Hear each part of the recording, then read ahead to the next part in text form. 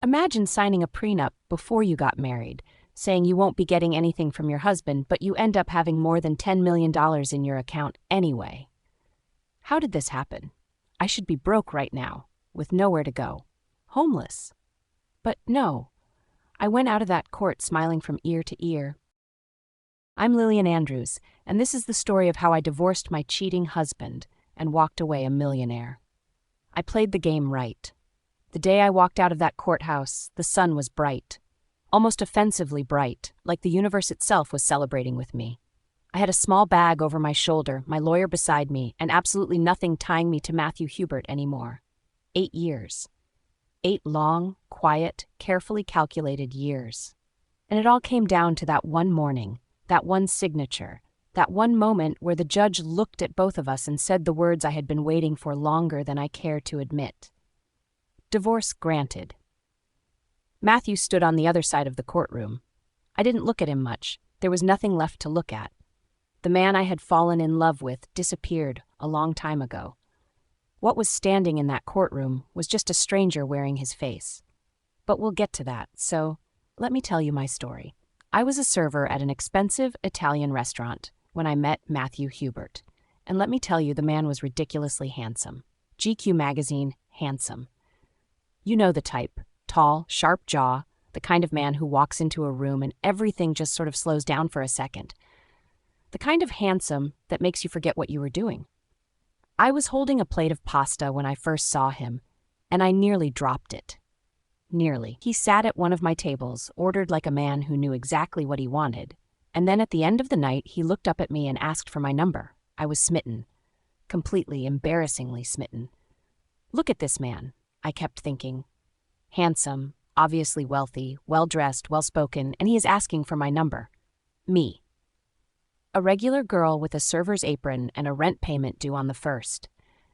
We started dating and I fell in love with him fast. He was a good man back then. Sweet and caring and attentive in a way I had never experienced before. He made me feel like the most important person in every room we walked into together. To make a long story short, one evening over dinner he got down on one knee and asked me to make him the happiest man alive. He didn't even finish his sentence. I said yes. It was a fairy tale. That's the only word for it. Me, a regular woman, a server, no family to speak of, no safety net, nobody in my corner, and this man, this beautiful, wealthy man, wanted to marry me. I cried happy tears for 3 days straight. I wish I have my parents with me, but they passed away long time ago. A few days after the engagement, Matthew called me and said he needed me to meet him at his lawyer's office. I thought we were getting married there. I want you to understand that. I genuinely thought we were going to sign marriage papers or something, so I showed up in my best dress, white, head to toe white, because hello, I thought this was the moment. I walked into that lawyer's office, glowing, and then they slid a document across the table. A prenuptial agreement.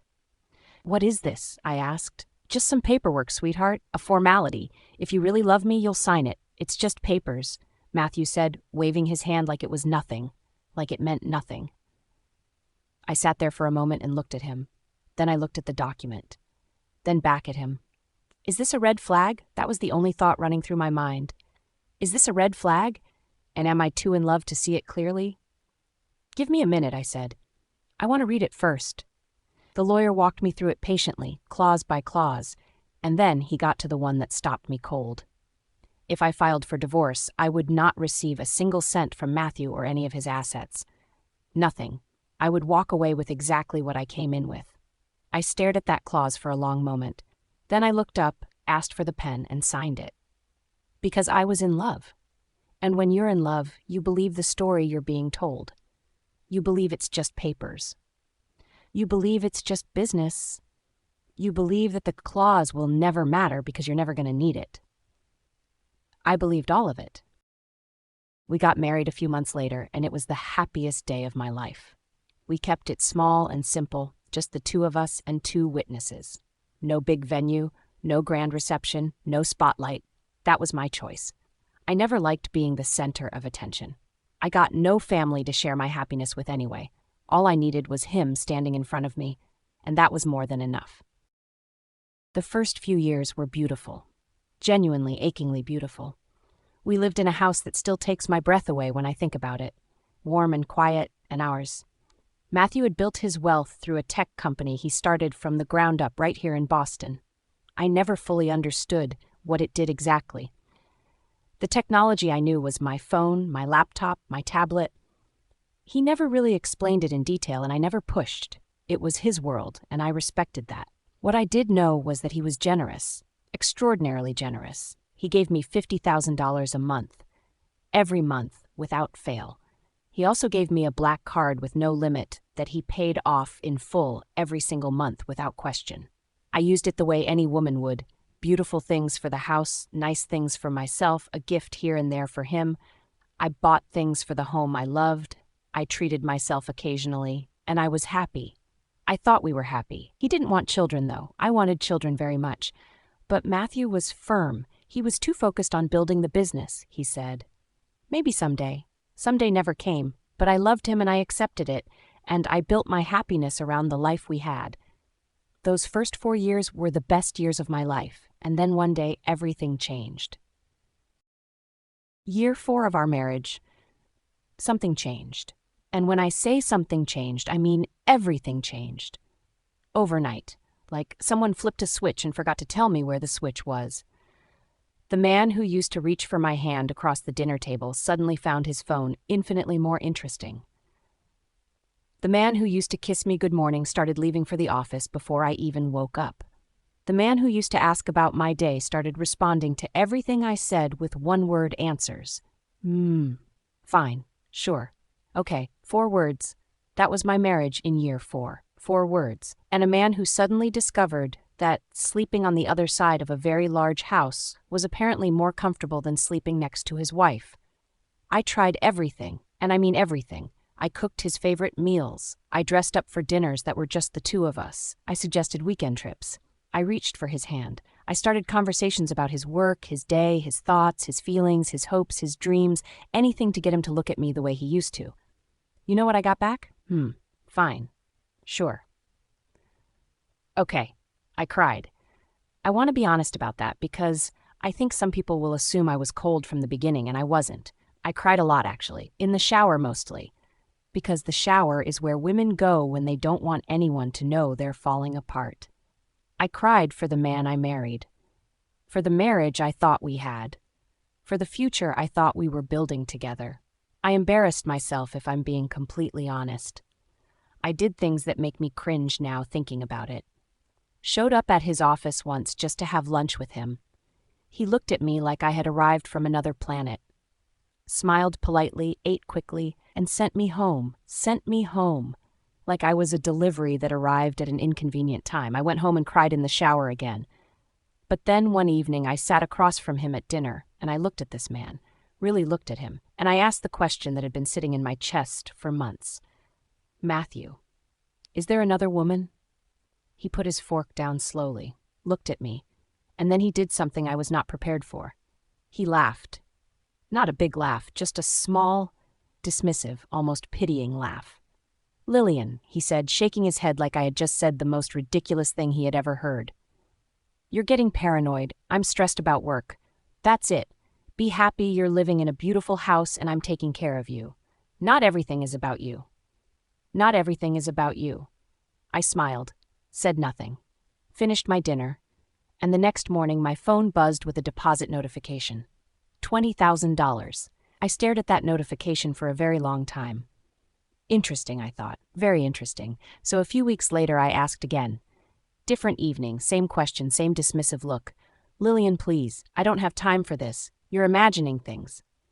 Next morning, $50,000. I put my phone down and looked out the window at the beautiful garden of our beautiful house, and I thought to myself, oh, so that's how this works. Now let me be very clear. I was not happy about this. I was heartbroken. I was humiliated and married to a man who made me feel invisible and crazy at the same time. None of this was funny to me then. But I filed it away, the way you file things away when you don't know what else to do with them. Then one evening I pushed harder. We were sitting in the living room and I looked at him and I said, Matthew, why do you still want me here? We don't talk. We don't spend time together. We sleep in separate rooms. Why am I still here? He looked up from his laptop, and for just a moment I thought I saw something flicker across his face, something almost human. Then it was gone. "You're my wife," he said simply. "You're the face of this family. The investors respect that. Iris likes you. It's important for the business." I stared at him. "So I'm a business asset," I said. "That's not what I said." "That's exactly what you said, Matthew." He closed his laptop with a sigh.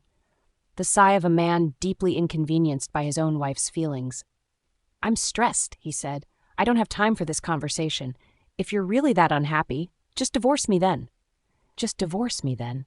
He said it so casually, like it was the simplest solution in the world, like he had completely forgotten about the document I signed in that lawyer's office in my best white dress.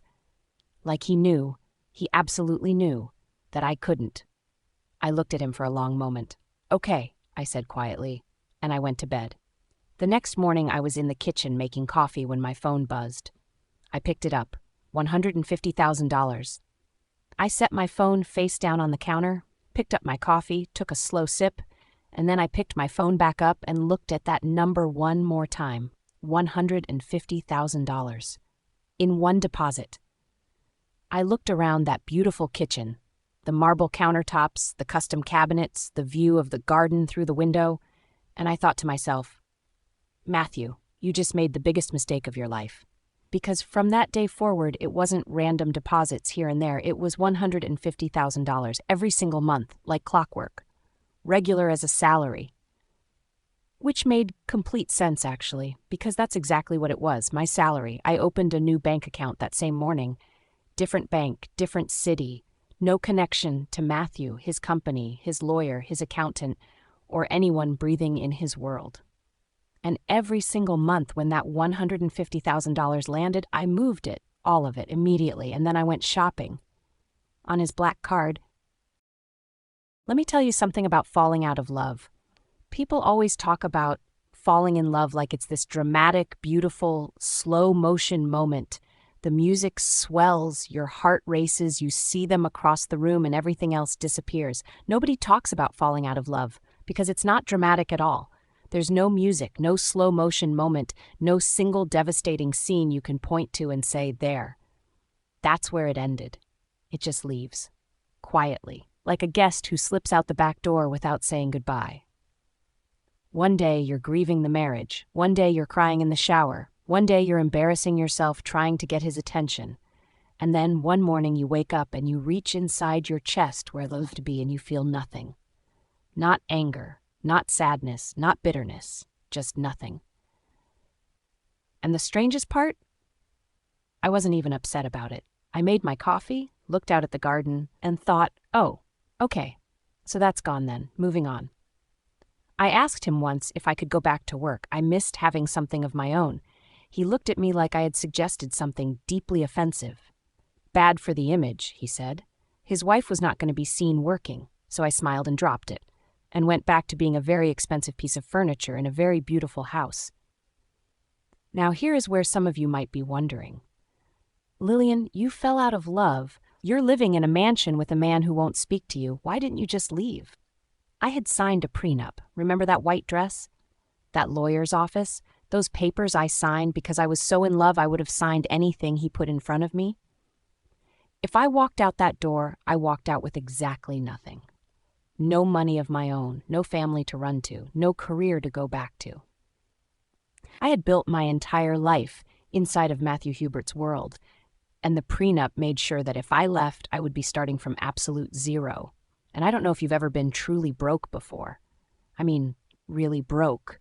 Server tips, counting quarters, hoping your card doesn't decline at the grocery store, broke. I came from that world.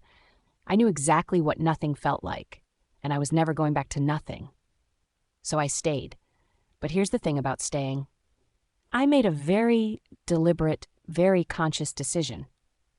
If Matthew Hubert wanted a wife on paper, he was going to pay for a wife on paper, and I was going to be the best paper wife his money could buy.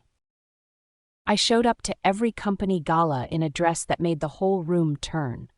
I smiled at the right people, said the right things, laughed at the right moments. I charmed the old-school board members who brought their actual wives to these events and expected everyone else to do the same.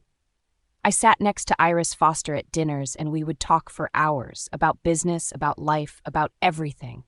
Iris was sharp and warm and genuinely wonderful, and I liked her very much. Still do.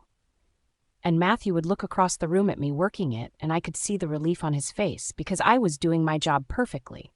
Good, I thought. Notice that. Remember that. And then I would smile at him from across the room, and he would smile back. And nobody in that room had any idea that we hadn't had a real conversation in months. We were very good at performing a marriage. Now, in between the galas and the investor dinners and the performances, I was also doing something else, living my best life. The man gave me a black card with no limit that he paid in full every single month, without question. Was I going to sit in that mansion feeling sorry for myself? Absolutely not. I discovered spa retreats. I went to New York twice, Los Angeles 3 times, first class both ways.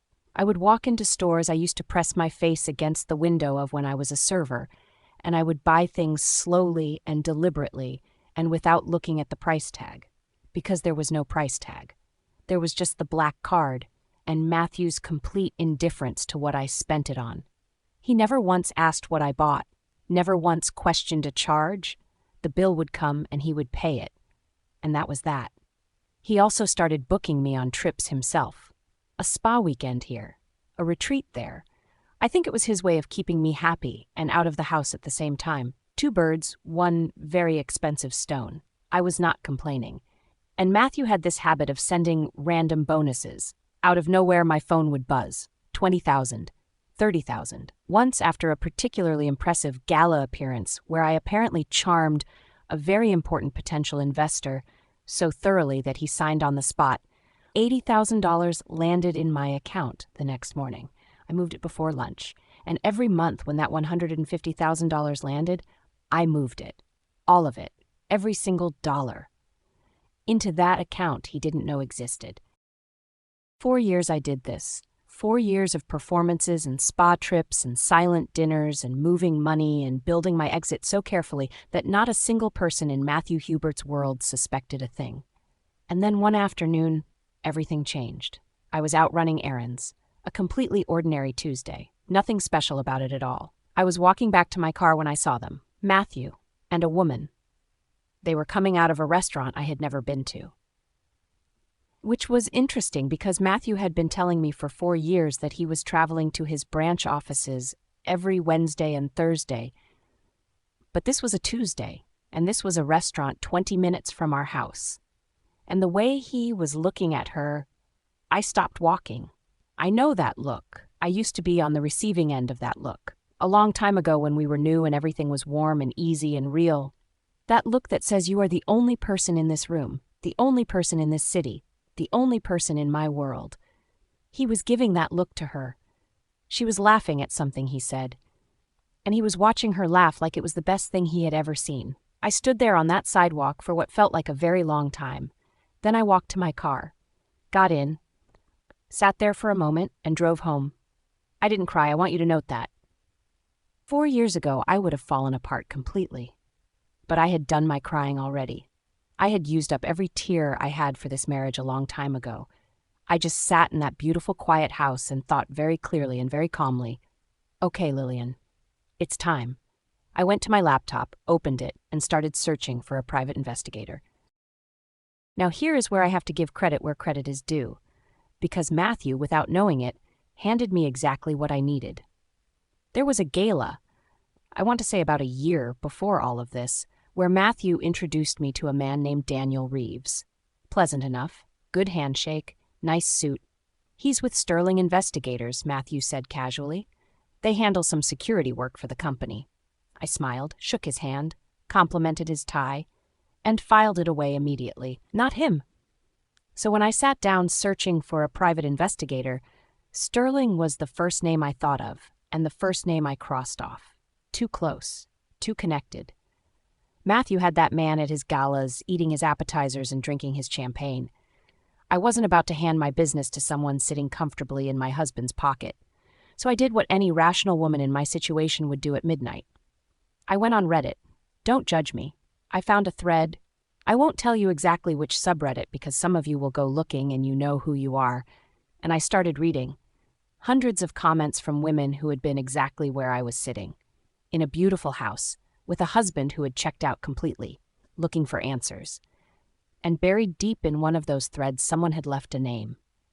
Richard Colton, Boston-based, matrimonial and domestic investigations. Someone replied saying he found everything. And I mean everything, worth every penny. 3 more people agreed in the replies. Richard Colton it is. I called him the next morning while Matthew was at the office.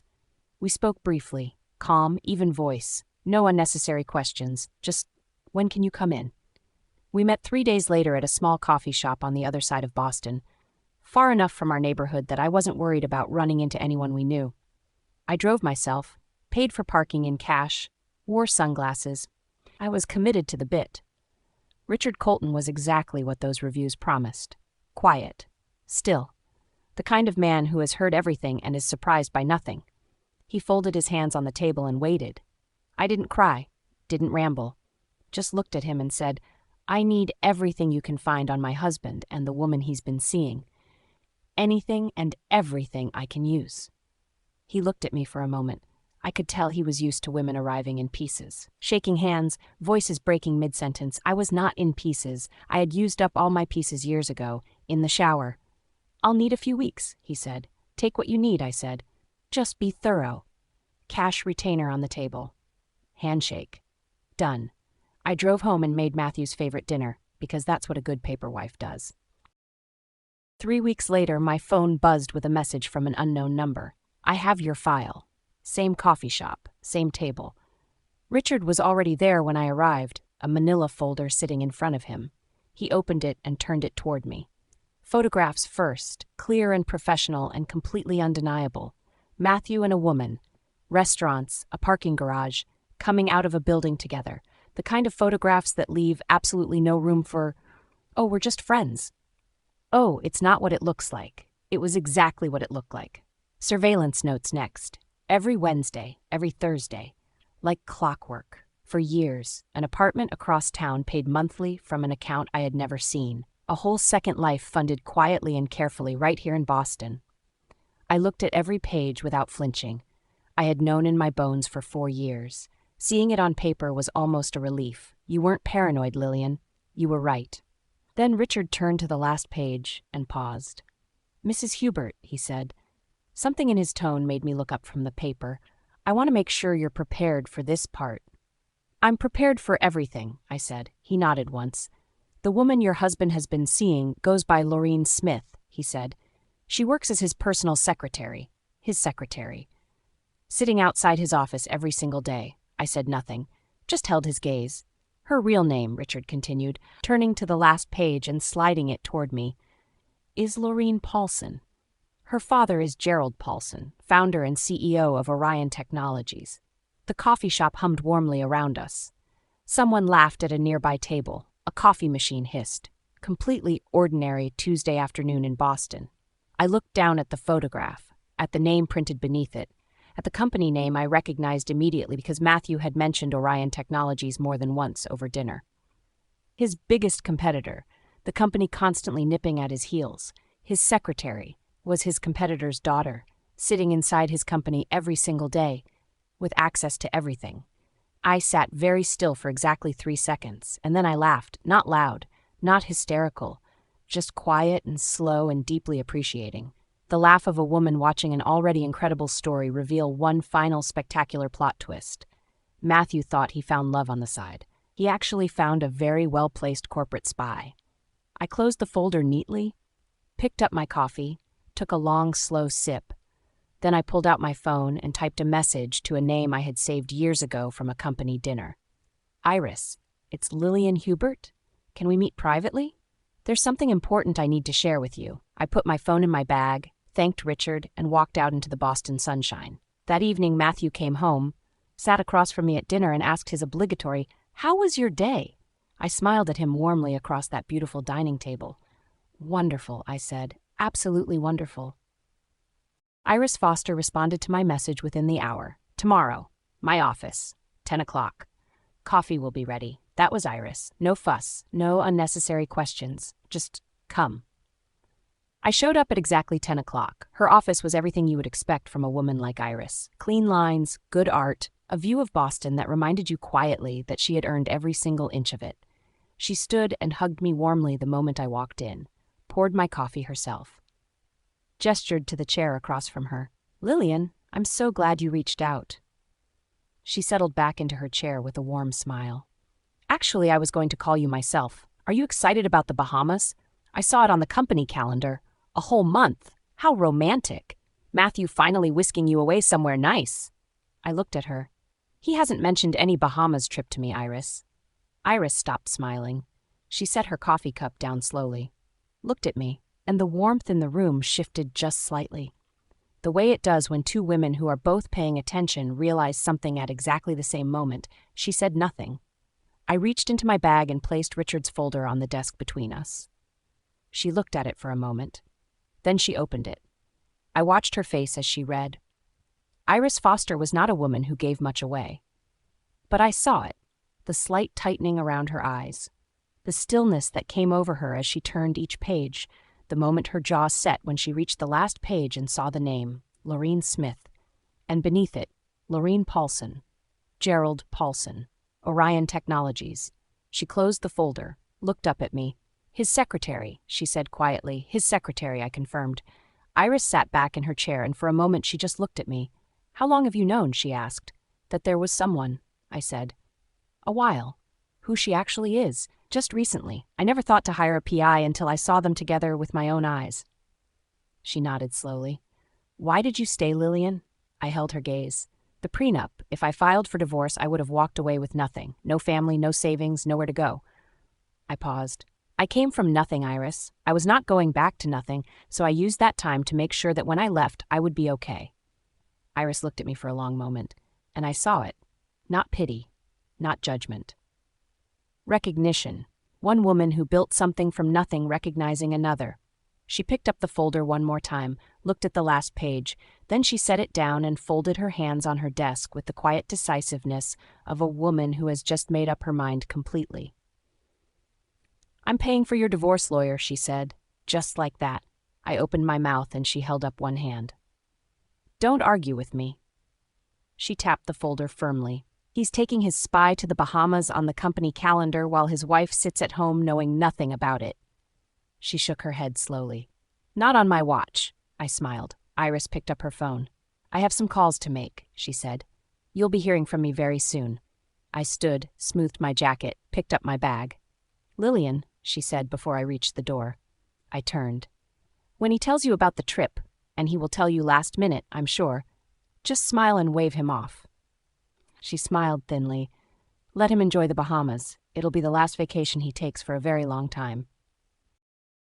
Matthew came downstairs 4 days later with his luggage already packed and waiting by the door. I looked at the suitcases, then at him. I need to get away, he said casually. Decompress, clear my head. I'll be gone about a month. A month, alone, to decompress. I looked at my husband of 8 years and kept my face completely neutral. Of course, I said warmly. You work so hard, Matthew, you deserve a break. He reached into his jacket and held out a check. I looked down at it. $300,000. Go shopping, he said. Treat yourself to a spa, whatever you want. I took the check from his hand and smiled. Thank you, I said. That's so thoughtful of you. He kissed my cheek, the first time he had touched me in months. He picked up his luggage, and I walked him to the door like the good paper wife I had been for years. He walked to the waiting car without looking back. I stood in the doorway and waved until the car disappeared around the corner. Then I went inside. Opened my banking app, took a photo of that check. Deposit confirmed, $300,000. Before he even reached the highway, then I texted Iris. He's gone. Now, while Matthew was on a beach in the Bahamas telling Lorene how stressed he had been and how much he needed this trip, Boston was moving. Iris called a private meeting in her office, investors and directors only. No Matthew, no company staff, no one connected to his world. She presented everything I had given her. The affair. Lorene Smith. Her real name, her father, Orion Technologies. A man who had unknowingly invited his biggest competitor's daughter into the heart of his company and handed her the keys. The room erupted. These were old-school businessmen and women who had invested serious money into Matthew Hubert's company based on trust and reputation. And now they were sitting in Iris Foster's office, learning that their CEO had been sleeping with a corporate spy for 4 years, while their client list quietly walked outdoor. They agreed on everything quickly. An external forensic audit firm, independent, no connection to Matthew or the company. Then Iris walked into that headquarters building and gathered every single employee. The room was dead silent. She looked around at every face and said clearly, "Nobody talks. Nobody sends a message. Nobody warns Matthew. If word gets out before this audit is complete, the business shuts down. Today, and everyone in this room goes home permanently." Every single employee signed a non-disclosure agreement before the auditors opened a single laptop. Nobody said a word. The auditors went through everything, every access log, every download, every file Loreen's hands had touched, every piece of client information that had quietly walked out of Matthew's company over 4 years. They found everything. The pattern was devastating and undeniable. Every major client Matthew lost over that period corresponded perfectly with files Loreen had accessed weeks before. Gerald Paulson hadn't built his competing client list through better service or lower prices alone. He built it with his daughter sitting at Matthew's computer. The emergency board meeting was called immediately after the results came in. They voted. Matthew Hubert terminated as CEO effective immediately. The company to remain operational under new leadership. Loreen Paulson, Gerald Paulson, and Orion Technologies to be sued for corporate espionage and theft of trade secrets. Tens of millions in damages. And the new CEO?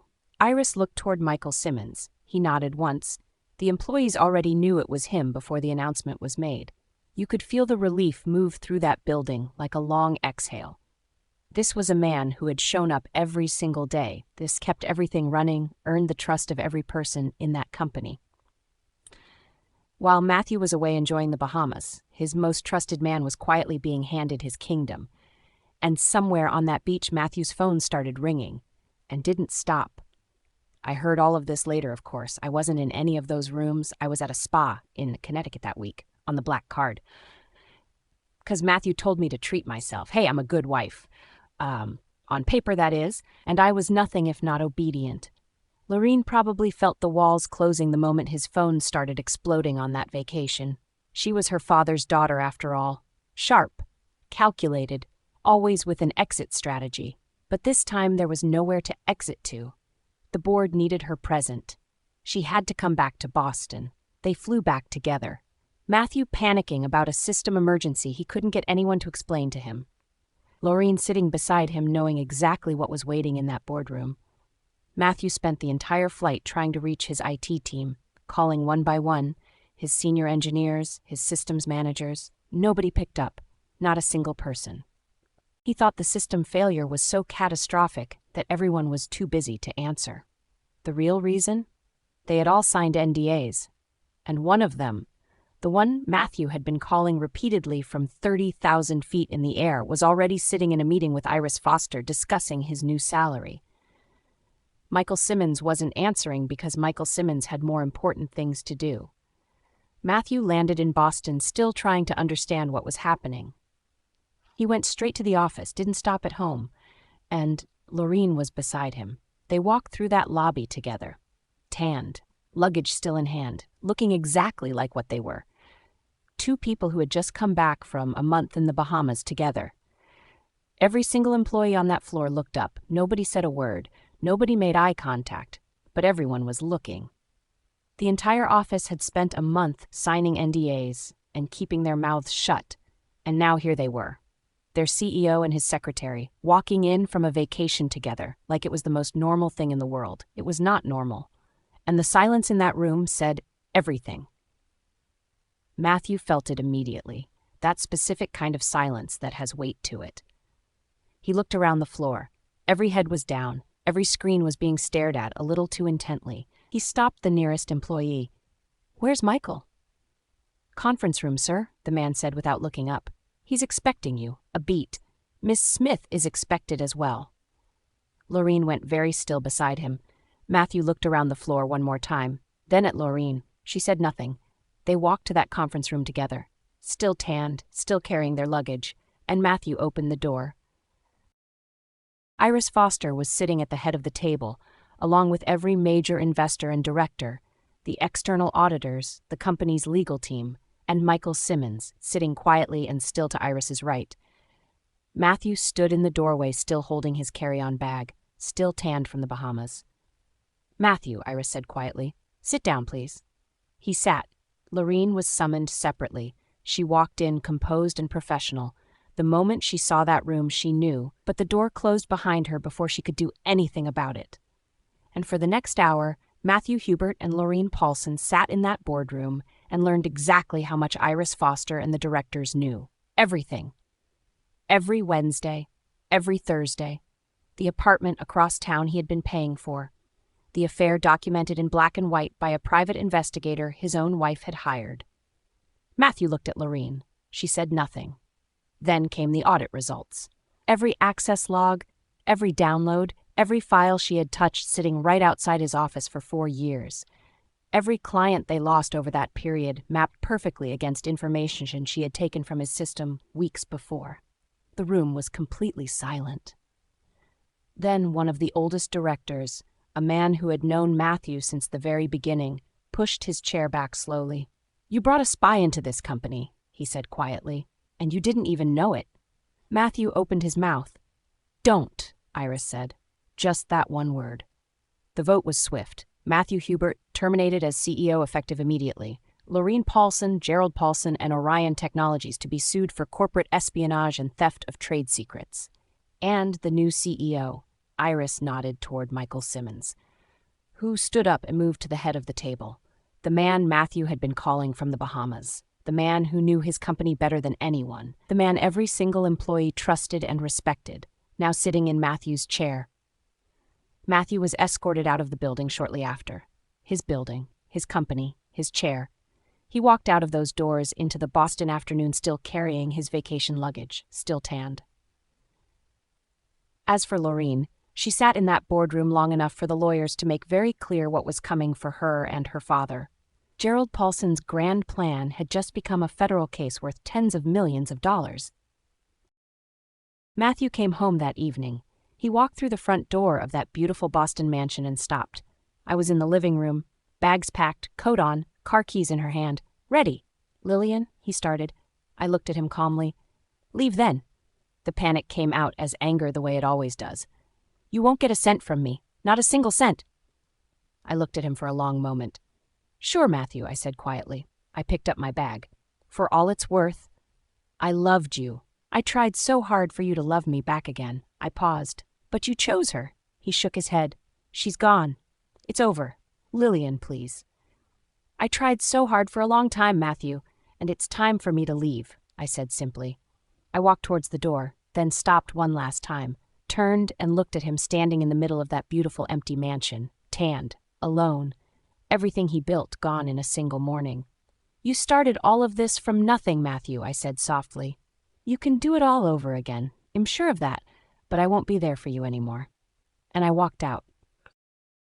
And that brings us back to where we started. Me. Walking out of a Boston courthouse on a Tuesday morning with my lawyer beside me, sunlight hitting my face, and absolutely nothing tying me to Matthew Hubert anymore. Divorce granted. 8 years. A prenup that was supposed to leave me with nothing. A husband who paid me to smile and stay pretty and make his investors comfortable. And I walked out of that courthouse with millions of dollars sitting quietly in a bank account Matthew never knew existed. Not a single cent from the divorce settlement. Not a single cent he could contest or claim or fight me for. Every dollar freely given, freely saved, legally mine. People ask me why I waited so long, why I didn't leave sooner. My answer is always the same. I had to save. I came from nothing. I had signed a prenup. I had no family to run to. And I was not going back to nothing. So I saved. Every month, every deposit, every bonus, every guilt check he handed me with a smile.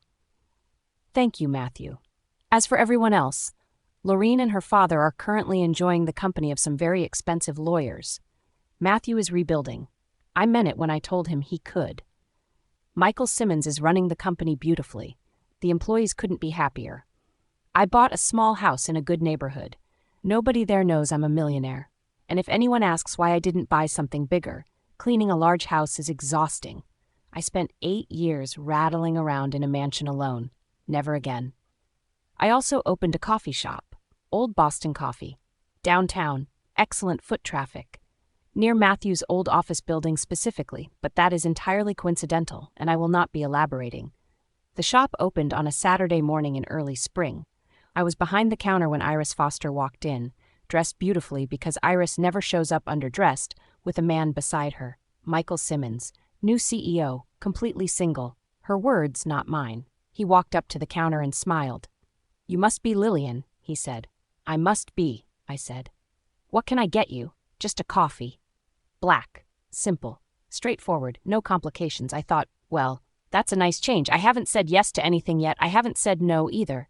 I'm Lilian Andrews, former Lilian Hubert, and I played the game right. So there you go, folks. That's my story for today. I hope you liked it. If you did, please hit that like button and subscribe. It helps me grow this channel little by little, and I truly appreciate every single one of you. This is Melodic Vengeance, and I will see you next time. Take care. If you enjoyed this video, hit that like button and drop a comment below. Don't forget to follow for more content just like this. Thanks for watching. Catch you next time.